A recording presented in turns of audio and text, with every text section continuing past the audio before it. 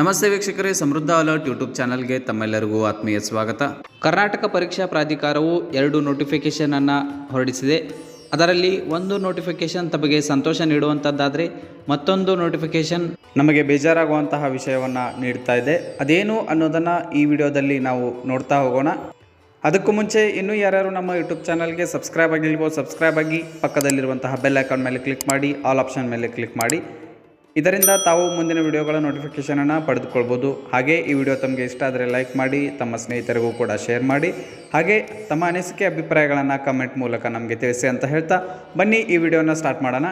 ಇಲ್ಲಿರುವಂತಹ ಮೊದಲನೇ ನೋಟಿಫಿಕೇಷನ್ ಬಗ್ಗೆ ನೋಡೋದಾದರೆ, ಕರ್ನಾಟಕ ರಾಜ್ಯ ವಿದ್ಯುನ್ಮಾನ ಅಭಿವೃದ್ಧಿ ನಿಗಮ ನಿಯಮಿತ ಬೆಂಗಳೂರು, ಕರ್ನಾಟಕ ಆಹಾರ ಮತ್ತು ನಾಗರಿಕ ಸರಬರಾಜು ನಿಗಮ ನಿಯಮಿತ ಬೆಂಗಳೂರು, ಕರ್ನಾಟಕ ಕಟ್ಟಡ ಮತ್ತು ಇತರೆ ನಿರ್ಮಾಣ ಕಾರ್ಮಿಕರ ಕಲ್ಯಾಣ ಮಂಡಳಿ ಬೆಂಗಳೂರು ಹಾಗೂ ಮೈಸೂರು ಸಿಲ್ಕ್ಸ್ ಇಂಟರ್ನ್ಯಾಷನಲ್ ಲಿಮಿಟೆಡ್ ಸಂಸ್ಥೆಯಲ್ಲಿ ಖಾಲಿ ಇರುವಂತಹ ವಿವಿಧ ಹುದ್ದೆಗಳಿಗೆ ದಿನಾಂಕ 28/10/2023 ಮತ್ತು 29/10/2023 ಹಾಗೂ 18/11/2023ರಿಂದ 25/11/2023ರವರೆಗೆ ನಡೆದಂತಹ ಸ್ಪರ್ಧಾತ್ಮಕ ಪರೀಕ್ಷೆಗಳ ಫಲಿತಾಂಶವನ್ನು ಅಂದರೆ ರಿಸಲ್ಟನ್ನು ದಿನಾಂಕ 7/3/2024ರಂದು ಪ್ರಕಟಿಸಲಾಗಿದೆ.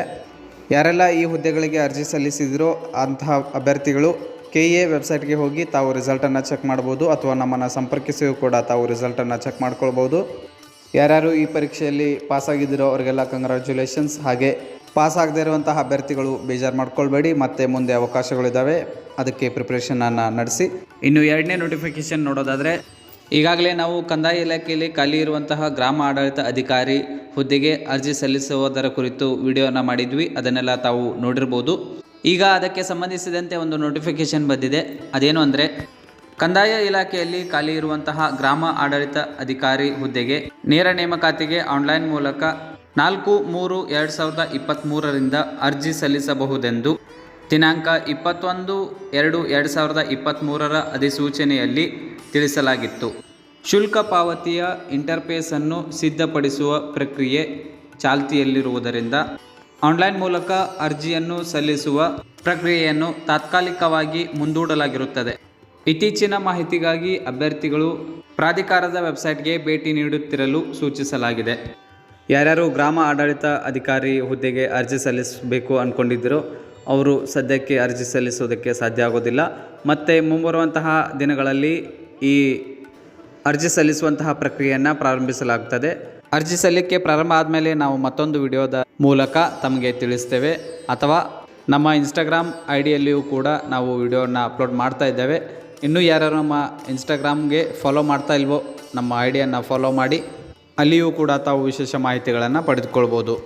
ಹಾಗೆ ಇನ್ನೂ ನಮ್ಮ ವಾಟ್ಸಪ್ ಗ್ರೂಪ್ಗೆ ಯಾರು ಜಾಯ್ನ್ ಆಗಿಲ್ವೋ ಜಾಯ್ನ್ ಆಗಿ, ಕೆಳಗೆ ಡಿಸ್ಕ್ರಿಪ್ಷನ್ನಲ್ಲಿ ನಮ್ಮ ವಾಟ್ಸಪ್ ಗ್ರೂಪ್ನ ಲಿಂಕ್ ಇದೆ. 4 ನಿಗಮ ಮಂಡಳಿಗಳಲ್ಲಿ ಅರ್ಜಿ ಸಲ್ಲಿಸಿದಂತಹ ಅಭ್ಯರ್ಥಿಗಳು ಇನ್ನೂ ಯಾರ್ಯಾರು ರಿಸಲ್ಟ್ ಚೆಕ್ ಮಾಡಿಲ್ವೋ ಚೆಕ್ ಮಾಡ್ಕೊಳ್ಳಿ.